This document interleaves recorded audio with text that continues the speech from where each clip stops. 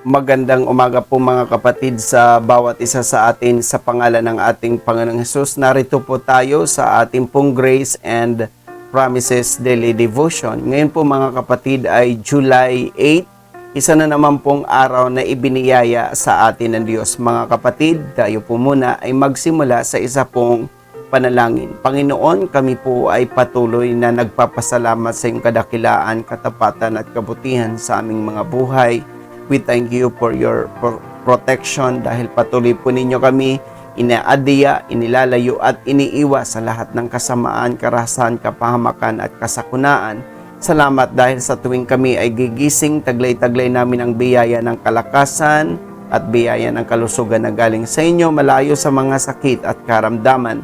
Salamat din sa inyong probisyon dahil tunay na ang iyong biyaya ay sapat sa bawat araw at hindi po ninyo kami pinagkulang kahit kailan.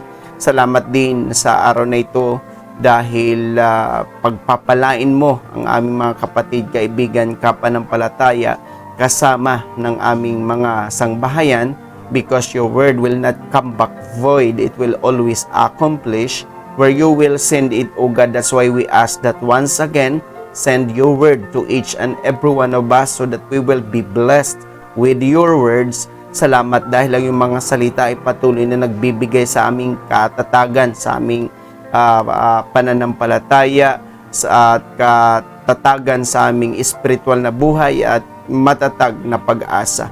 Salamat din sa araw na ito dahil alam po namin na mayroon po kayong panibagong laang biyaya at panibagong laang pagpapala sa araw na ito. That's why, Lord, we expect that we will receive all the blessings that you have restored and you have prepared for us today. Truly, that today is our receiving day, and this our prayer in Jesus' mighty name. Amen and amen. Good morning, brethren in Christ. Once again, welcome sa ating pong Grace and Promises Daily Devotion.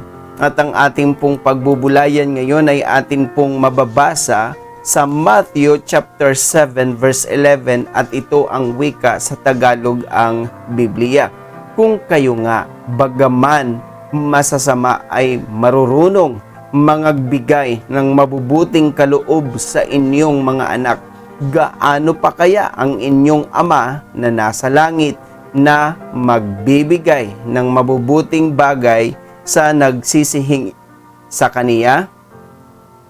And in Amplified Version, Matthew 7:11, if you then, evil as you are, know how to give good and advantageous gifts to your children, how much more will your Father who is in heaven, perfect as He is, give good and advantageous things to those who keep on asking Him. Mapagpala po ang salita ng Diyos, mga kapatid, na ating pong pagbubulayan ngayon. We all know na ang author po ng Book of Matthew is no other than Matthew himself. At si Apostle Matthew was known as Levi, and siya po ay tax collector when he was called by our Lord Jesus Christ. At dito, mga kapatid, ay makikita po natin na ang kanyang aklat ay kabilang po sa tinatawag po na gospel. Kasi pag sinabing gospel, binubuo po ito ng 4 na aklat: Matthew, Mark, Luke, and John, brethren in Christ. At dito ay kanyang itinala po ang mismo utterance ng ating Panginoong Hesukristo, na ang wika ng ating Panginoon, he was referring doon po sa mga makasalanan, na sabi niya, kung kayo nga bagamat masasama ay marurunong mangagbigay ng mabubuting kaloob sa inyong mga anak, gaano pa kaya ang inyong Ama na nasa langit? So ikinumpare ang mabuting Ama sa kalangitan sa masamang ama sa kalupaan. Kasi kung ang masamang ama sa kalupaan ay marunong magbigay nga ng mabuting kaloob sa kanyang mga anak, how much more your heavenly Father, your good Father in heaven, ang hindi makapagbigay ng mabubuting kaloob sa kanyang mga anak. Remember that we are adopted to God's family. That's why we are called children of God. And being children of God, and He is our Heavenly Father, brethren in Christ, of course, because He is our good Father in heaven, lahat ng kanyang gagawin sa ating mga buhay ay pawang mga mabubuti. That's why our today's message, Grace and Promises about God's Goodness, which entitled Our Good Father in Heaven. Lagi po natin tandaan, ang Diyos po natin ay mabuti. Ang ating pong Ama sa kalangitan ay mabuti. Tulad ng sinasabi po, yamang ang ating Ama sa kalangitan ay mabuti. Lahat ng kanyang plaplanuhin ay mabuti. Lahat ng kanyang sasalitain ay mabuti. At lahat ng kanyang gagawin ay mabuti, mga kapatid. Kaya no one can compare sa ating mabuting Ama sa kalangitan. Ulitin lamang po, kung ang mga masama nga marunong magbigay ng mabuti sa mga anak, kung ang mga mabuti nga marunong magbigay ng mabuti sa mga anak, lalo na yung ating napakamabuting Ama sa kalangitan ang hindi magbigay ng mabubuting bagay, mabubuting kaloob, at mabubuting mga pagpapala sa ating mga buhay bilang kaniyang mga anak. And our today's grace and promises about God's goodness, in which we need to agree, believe, claim, and declare, as what I repeatedly say, it is not sufficient for the word that we will just read it, we will just hear it from someone who is teaching to us and preaching to us. We have to agree it personally, we have to believe it personally, we have to claim it personally, and we have to declare it personally so that there will be manifestations in our lives. And today, brethren in Christ, we are going to tackle and we are going to acronym the word PAGE, P-A-G-E. Brethren in Christ, the kinds of gifts our good Father has given to us as His children. First point, He gives us perfect gifts as His children. Kaya bilang kanyang mga anak at bilang atin siyang mabuting Ama sa kalangitan, lahat ng mga kaloob na kanyang ibinibigay sa atin, mga kapatid, ito po ay perfect. Kaya nga sinasabi po ni Apostle James na every good gifts and every perfect gifts comes from above, brethren in Christ. Kaya kapag ang ating natanggap ay galing sa ating mabuting Ama sa kalangitan, tiyak na ito po, mga kapatid, ay ganap, tiyak na ito po ay perfect, brethren in Christ. Ibig sabihin, perfect para sa bawat sitwasyon natin, perfect para sa buhay ng bawat isa sa atin, perfect sa bawat kailangan natin, mga kapatid. Second point, He gives us advantageous gifts as His children. Binanggit po kanina sa ating binasa, mga kapatid, na the gift that we receive from our good Father is advantageous. Kaya nga, advance tayo, mga kapatid. Pag sinasabing advantageous, ito po, mga kapatid, ay beneficial, mga kapatid. Kasi gusto ng Diyos na lahat ng ating tinatanggap ay makakatulong at makakabuti sa atin. So pag sinasabing advantageous, ito po ay beneficial, helpful, useful, valuable, gainful, profitable. Kaya lahat ng mga ipinagkaloob sa atin ng Diyos, brethren in Christ, ay advantageous. This is for our welfare. This is for our sake. This is for our benefits, brethren in Christ. Kaya salamat sa Diyos dahil alam niya kung ano yung advantageous gifts sa atin bilang kanyang mga anak.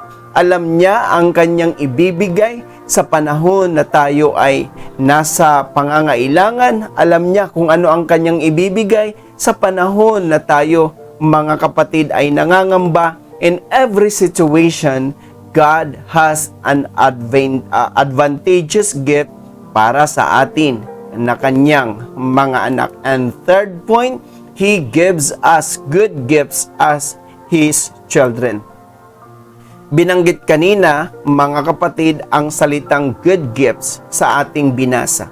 At tandaan po natin na pag sinabing good gifts, ito po ay galing sa Diyos. Tulad ng binanggit ko ulit, sabi ni Apostle James, every good gifts and perfect gifts comes from above. So meaning to say, kapag mabubuting kaloob ang ating natatanggap, ito po ay maliwanag na galing sa ating mabuting Ama. Pero kung ang ating nararanasan ay hindi maganda, it means hindi po ito galing sa ating mabuting Ama.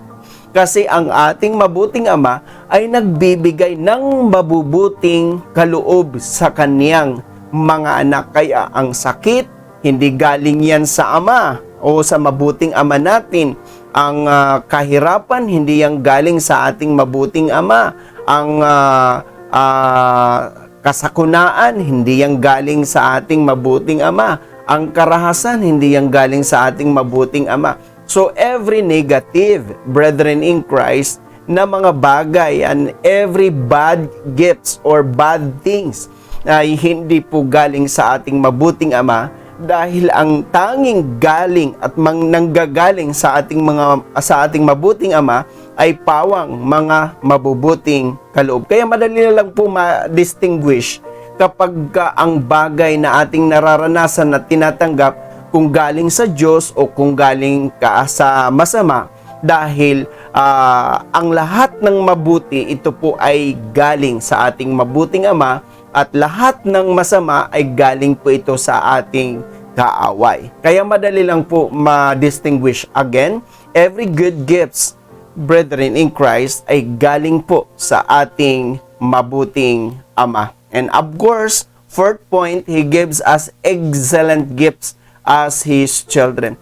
Pag nagbibigay ang Lord is laging best, laging mainam. Hindi po siya nagbibigay ng mga mediocrity, yung mga sabihin natin mga kapatid ay ipangalawang ano lang po, kundi every time that God acted or every time that God speaks, ay lahat po ito po ay the best, brethren in Christ. Kaya di ba sinasabi po natin na every time that we encounter any situation sa buhay po natin, our good Father knows what to do because He knows what is the best for us. He knows what is the best for every situation that we are encountering in life. Kaya mga kapatid, pag nagbigay ang Diyos sa atin, pawang mga excellenting kaloob, dahil He knows what is the best for us. He knows what is the best for every situation. He knows what is the best for every circumstance that we are encountering in life. Kaya to sum up of our today's message, grace and promises about God's goodness, which entitled Our Good Father in Heaven, and our today's grace and promises about God's goodness, in which we need to agree, believe, claim, and declare. We tackled and we acronymed the word PAGE, P-A-G-E. And these are the kinds of gift that our good Father has given to us as His children. First point, He gives us perfect gifts as His children. Second point, He gives us advantageous gifts as His children. Third point, He gives us good gifts as His children. And fourth point, He gives us excellent gifts as His children. And these are the acronym of the word PAGE: perfect gifts, advantageous gifts, good gifts, and excellent gifts. And these are the kind of gifts He has given to us as good Father and as His children, brethren in Christ. Kaya salamat sa Diyos dahil may mabuti tayong Ama sa kalangitan, na walang ibang plinano kundi mabuti walang ibang sinalita kundi mabuti, walang ibang ginawa kundi pawang ikabubuti ng kanyang mga anak. Father, we thank you because you are truly good and you are absolutely good. Salamat, Panginoon, dahil wala po kayong ibang plinano kundi mabuti, wala kayong ibang sinalita kundi pawang mabuti, wala kayong ibang ginawa kundi pawang mabuti at ikabubuti ng bawat isa sa amin. Thank you, Lord, for the perfect gifts that you have given to us. Thank you for the advantageous gifts that you have given to us. Thank you, Lord, for the good gifts that you have given to us. And thank you, even for the excellent gifts that you have given to us.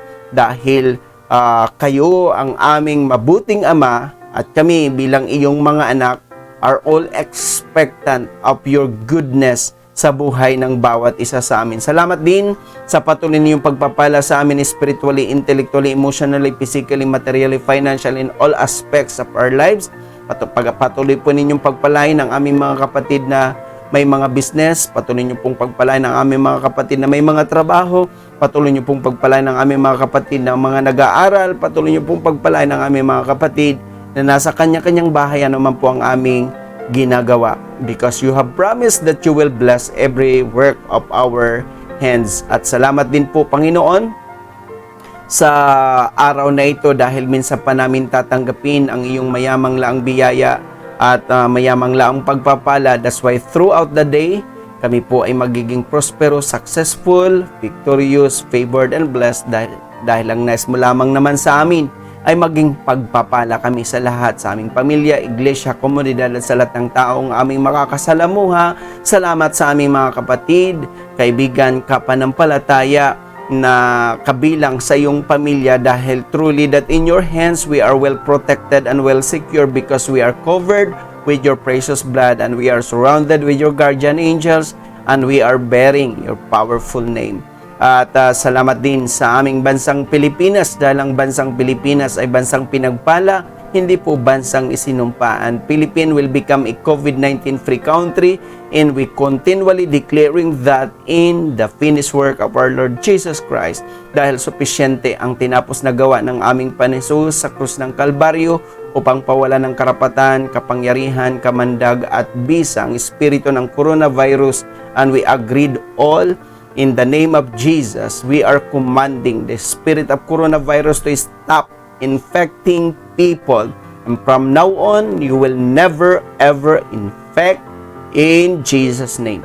Tinatas namin ang mga pamilya na may mga mahal sa buhay na may na-infect ng coronavirus and even ang mga frontliners tulad po ng mga doctors, nurses, armed forces of the Philippines, Philippine National Police, and even, Lord, ang mga government officials from national down to local, nang ilan ay na-infect, will lift them up all to you, and we declare that by your stripe, they will recover. Thank you, Lord, sa iyong pagiging mabuti sa buhay ng bawat isa sa amin. We are so much blessed to have you in our lives. And this we pray in Jesus' mighty name. Amen and amen.